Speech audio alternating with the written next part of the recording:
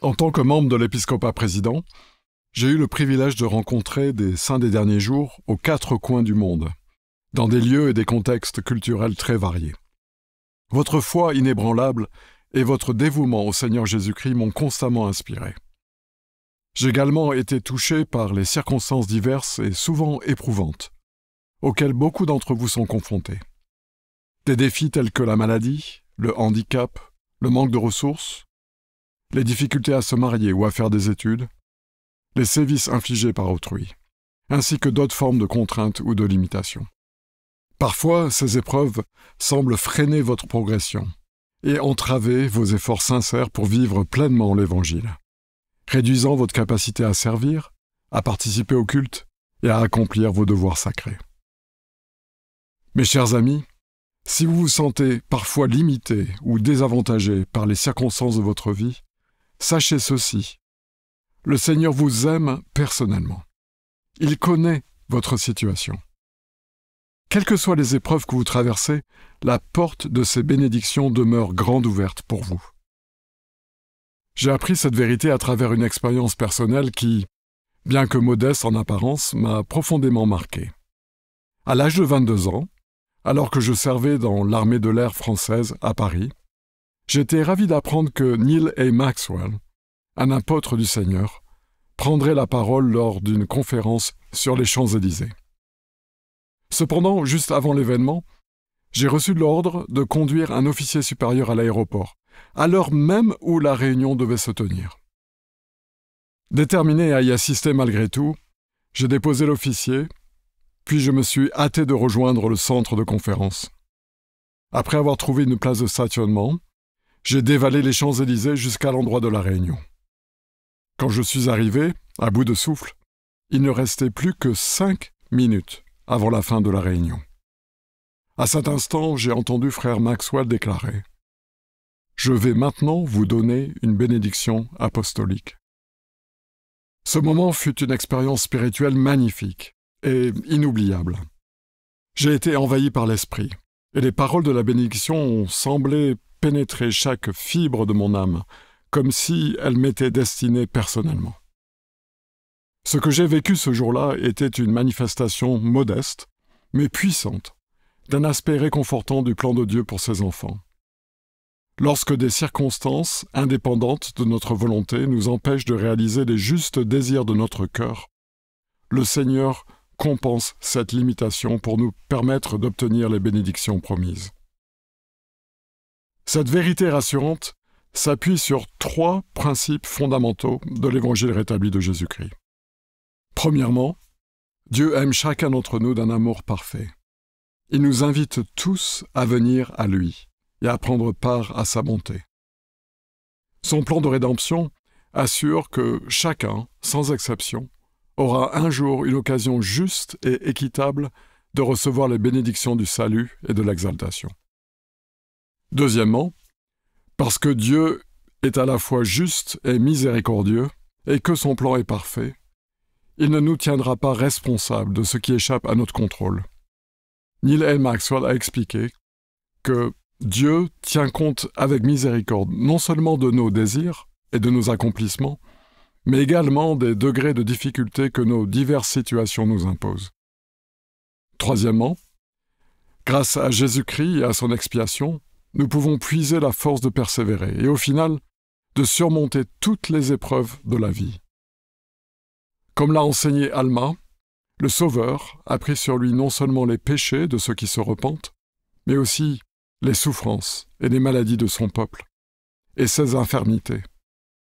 Ainsi, au-delà de nous racheter de nos fautes, la miséricorde et la grâce du Seigneur nous soutiennent dans les injustices, les privations et les limites que nous impose notre condition mortelle. Recevoir ces bénédictions compensatoires dépend de certaines conditions. Le Seigneur nous demande de faire tout ce que nous pouvons et de lui offrir notre âme tout entière en offrande. Cela exige un désir profond, un cœur fidèle et sincère, ainsi qu'une diligence constante à garder ses commandements et à aligner notre volonté sur la sienne. Lorsque nos efforts sincères ne parviennent pas à répondre à nos aspirations, en raison de circonstances indépendantes de notre volonté, le Seigneur peut néanmoins accepter les désirs de notre cœur comme une offrande valable. Darlene H. Oaks a enseigné « Nous serons bénis pour les justes désirs de notre cœur, même si des circonstances extérieures nous empêchent de les mettre en action. » Alors que le prophète Joseph Smith s'inquiétait du sort de son frère Alvin, décédé sans avoir reçu les ordonnances essentielles de l'Évangile, il a reçu cette révélation réconfortante. Tous ceux qui mourront dorénavant sans connaître l'Évangile, qui l'auraient reçu de tout leur cœur, seront héritiers du royaume céleste de Dieu. Le Seigneur a ensuite ajouté « Car moi, le Seigneur, je jugerai tous les hommes selon leurs œuvres, selon le désir de leur cœur. » Ce qui importe pour le Seigneur, ce n'est pas seulement que nous soyons capables, mais que nous soyons disposés à faire tout ce qui est en notre pouvoir pour le suivre, lui, notre Sauveur. Un jour, un ami a réconforté un jeune missionnaire en larmes, attristé par sa relève anticipée pour des raisons de santé, malgré ses prières sincères et son désir ardent de servir. Il lui a lu un passage des Écritures où le Seigneur déclare que lorsque ses enfants mettent toute leur force et ne cessent d'être diligents pour accomplir ses commandements, mais que leurs ennemis, ce qui peut inclure des circonstances défavorables dans notre vie, les empêchent d'accomplir cette œuvre. Voici, il me convient de ne plus la requérir de la part de ces personnes, mais d'accepter leurs offrandes. Mon ami a témoigné au jeune homme que Dieu savait qu'il avait donné le meilleur de lui-même en répondant à l'appel à servir. Il l'a rassuré en affirmant que le Seigneur avait accepté son offrande et que les bénédictions promises à tous les missionnaires fidèles lui seraient accordées. Les bénédictions compensatoires du Seigneur se manifestent souvent à travers la gentillesse et le service d'autres personnes, nous aidant à accomplir ce que nous ne pourrions pas faire nous-mêmes. Je me souviens d'un moment où, vivant loin de l'une de nos filles en France, nous nous sommes sentis impuissants à l'aider après un accouchement difficile. Cette même semaine, notre paroisse en Utah a lancé un appel à l'aide pour une mère qui venait de donner naissance à des jumeaux. Ma femme, Valérie, s'est portée volontaire pour lui apporter un repas, avec une prière dans le cœur pour cette jeune mère et pour notre fille souffrante. Peu après, nous avons appris que les sœurs de la paroisse de notre fille, en France, s'étaient organisées pour livrer des repas à sa famille. Pour nous, c'était une réponse divine à nos prières. Sachant que nous ne pouvions être là pour elle, Dieu avait envoyé ses anges pour la réconforter. Lorsque nous faisons face à des limitations et à des épreuves, nous pouvons choisir de reconnaître les bénédictions dont nous disposons, nos dons, nos ressources et notre temps, et de les mettre au service de ceux qui sont dans le besoin. Ce faisant, non seulement nous deviendrons une source de bénédiction pour les autres, mais nous recevrons la guérison et la compensation dans notre propre vie. Je me souviens d'une amie très chère qui, bien que n'ayant jamais eu d'enfant, a consacré sa vie à créer et à soutenir des orphelinats dans certaines des régions les plus défavorisées du monde. Par ses efforts désintéressés, elle a transformé la vie de milliers d'enfants dans le besoin et a trouvé la joie pour elle-même. L'une des façons les plus utiles de contribuer aux bénédictions compensatoires de Dieu est l'œuvre par procuration que nous effectuons pour nos ancêtres dans la maison du Seigneur. En accomplissant des ordonnances en leur faveur, nous prenons part à la grande œuvre du salut du Seigneur. Mettons nos dons et nos capacités au service de ceux qui n'ont pas eu l'occasion de recevoir ces bénédictions durant leur vie mortelle. Le service aimant que nous offrons dans les saints temples nous rappelle que la grâce du Sauveur s'étend au-delà de cette vie. Dans la vie à venir, de nouvelles occasions pourront nous être accordées d'accomplir ce que nous n'avons pas pu faire pendant cette vie mortelle.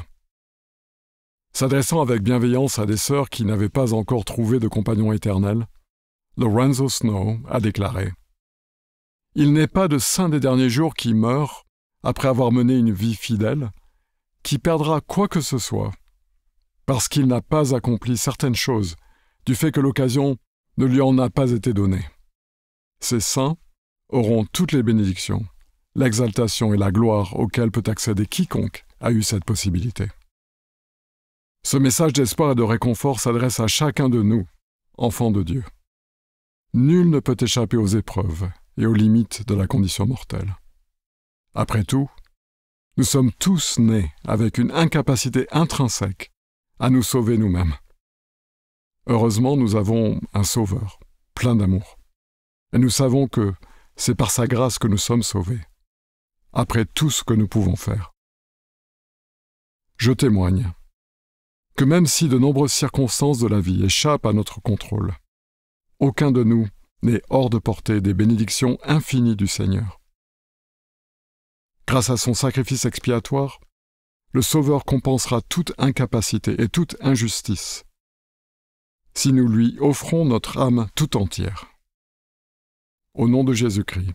Amen.